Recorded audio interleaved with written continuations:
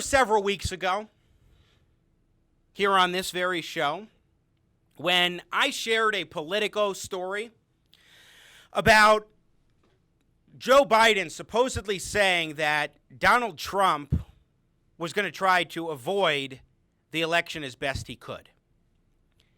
That he was going to try to postpone the November election. President Donald Trump was then asked about that very question. Here in Cut 5, this is several weeks ago, in which he couldn't believe that Biden would actually say that. Question about the 2020 election. Yeah. Your likely Democratic opponent, Joe Biden, recently suggested that you were considering changing the date of the election, that you might try something like that. That's my first question. The second question I never even thought of changing the date of the election. Why would I do that? November 3rd. It's a good number.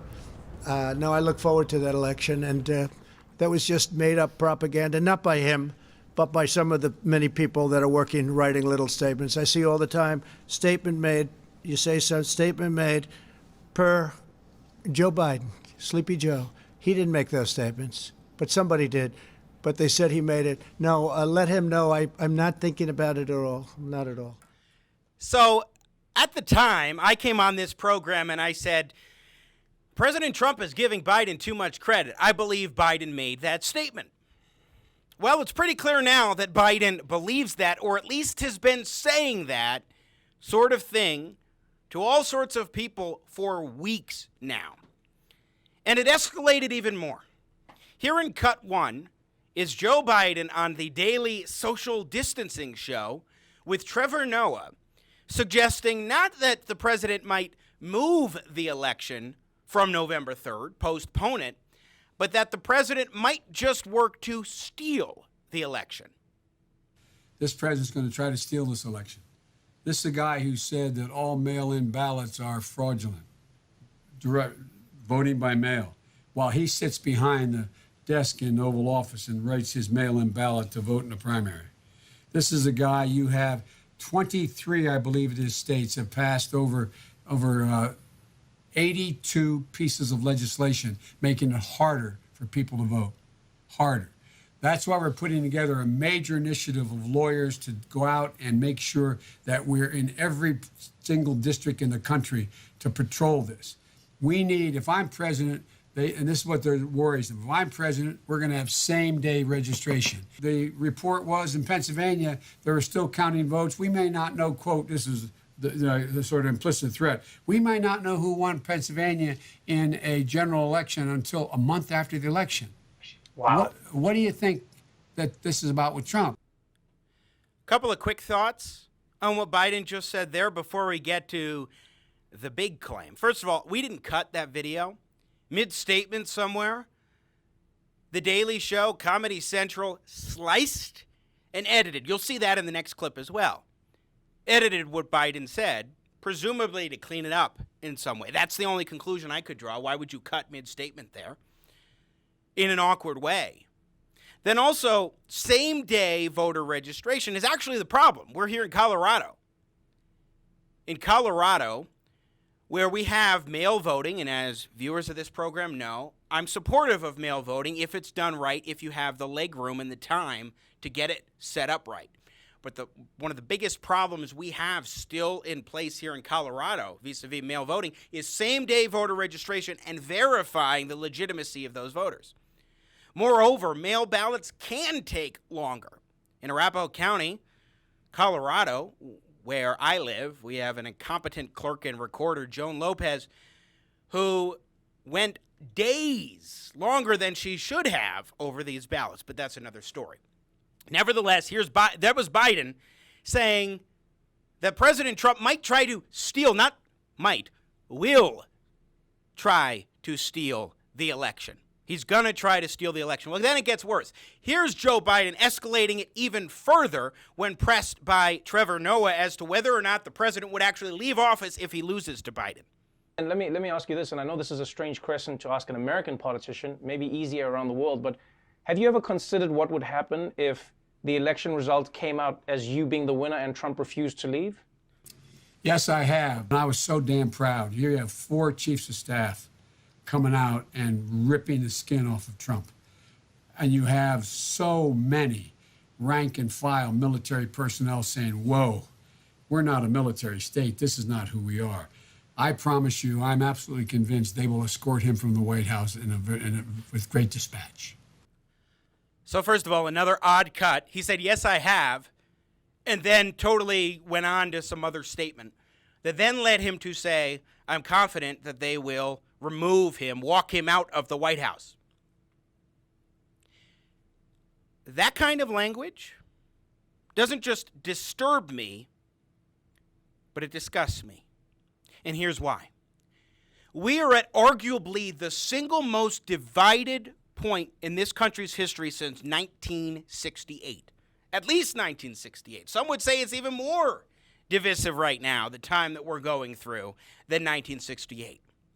We have had peaceful protests all across the country for weeks, first over lockdowns from overzealous government power and authority, and people losing their livelihoods, being told your lives must be set aside because trust us, the government, we're the experts. Or then protests over the murder of an unarmed black man in George Floyd, and then the riots even. We've seen riots across the country that have developed. We have seen people now who will not talk to one another, to family members, to friends, because of political disagreements or policy disagreements. If you go into dating apps, you'll constantly say, if you don't support this movement or that movement, or if you voted for Trump, no thanks. We saw an op-ed in the New York Times last week that literally said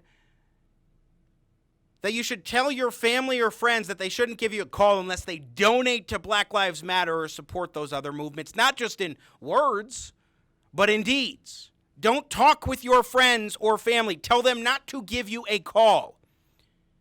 Friendships being destroyed over political disagreements. We are at a fever pitch, too, in this country, vis-a-vis the tension. And, I mean, you can it's so thick you can cut it with a knife right now. And Joe Biden, the Democratic nominee now, not officially, but he's got all the delegates he needs, former Vice President of the United States, a credible individual, is literally suggesting on TV to an audience that already is like fearful over President Trump becoming a massive dictator. By the way, when you look at what Gretchen Whitmer's done in Michigan, what Phil Murphy's done in New Jersey, what Ralph Northam's done in Virginia, they don't bat eyes about that, which is much more concerning than what President Trump has been doing. But nevertheless, he's stoking fears over something absolutely insane. The idea that President Trump would actually think if he loses, oh, I'm not going to leave, you're going to have to escort me out, is patently absurd, without basis. And Joe Biden is reckless and irresponsible for such a claim. And then finally, let's go to cut 3. This claim was taken seriously, as it should be, but seriously by MSNBC, but also realistically by MSNBC.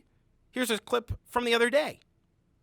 I wanted to go back to that moment a little bit because I don't think a lot of us just understand what that moment would mean for this country if there isn't a peaceful transfer of power. And as Joe Biden, I think the alarming thing in that interview is he answered that question seriously. That was a serious question from Trevor Noah, and Joe Biden answered it seriously. That's enough. He took it seriously. Oh, my gosh, we need to take it seriously because Joe Biden's taking it seriously. Exactly my point. Exactly my point. There are people now who are understandably looking to Joe Biden as the Democratic standard bearer to bring it to Trump. Whether or not he can is one question. Another question is about the way in which he's going to do it. And these kinds of claims, in an interview that, by the way, clearly was edited in some awkward ways by The Daily Show on Comedy Central, Joe Biden, who wants to be president of the United States, who's a former vice president of the United States, recklessly stokes fears that President Trump not only will try to steal the election, not only try to move the election to postpone it, but if he loses, that he will not leave. It's hard to find the words for how wrong that is, especially at this heated and divisive moment. You just watched a clip from Jimmy at the Crossroads. Don't miss more engaging, intelligent talk. Subscribe to the Jimmy at the Crossroads YouTube channel today. You want to catch our live show, and I love your support. I got Jimmy at the crossroads, making sense out of no sense. Yeah.